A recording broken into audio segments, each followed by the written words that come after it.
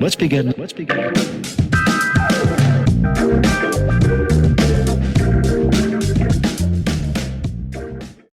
We're going to be talking about bias.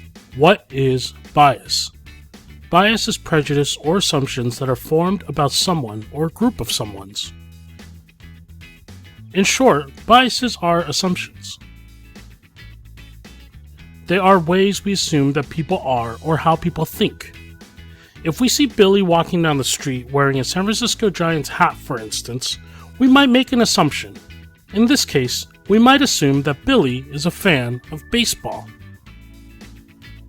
Once we start making a series of assumptions, they create biases. They can include examples like men are better at math than women, or that white people make better leaders than people of color.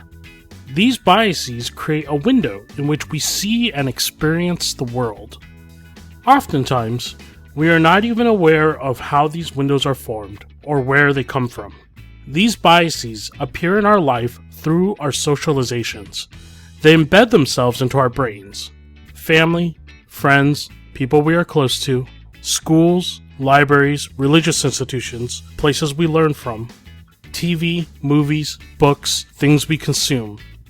We are given these messages starting even before we are born, and they continue throughout the rest of our lives.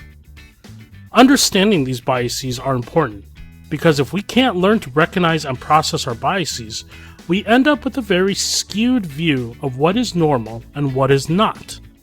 For instance, let's look at one of the many ways we are socialized in our society: television, specifically the Disney Channel.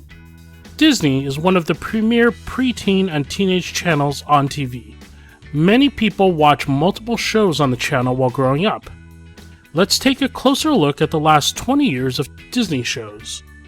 Since 2001, of the 25 most popular live-action Disney Channel scripted TV shows, most of them have featured either 0 or 1 black main cast members. In fact, of these 25 shows, over a span of 20 years, only 2 shows have had more than 2 people who are black who are in their main cast. Do you know them or do you remember them? That's So Raven starring Raven-Symoné and Casey Undercover starring Zendaya. By absorbing these messages, we build a bias window that is focused around the prevalence of white culture and the lack of black culture. If we are not being critical of this, if we are not actively engaged with the underlying messages of the information we are absorbing, we can very easily create a situation where white is front and center and black is hidden in the shadows. And we'll get more of this scene from Good Luck Charlie.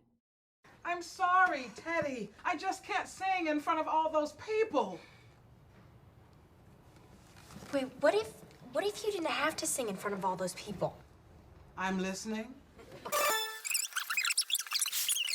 Please rise for the singing of our national anthem, which will be performed tonight by Denver housewife Mary Lou Wentz.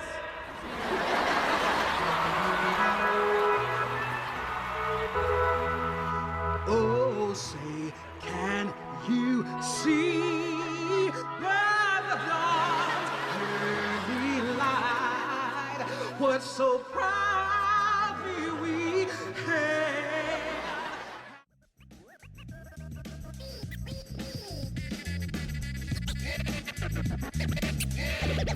Listen carefully.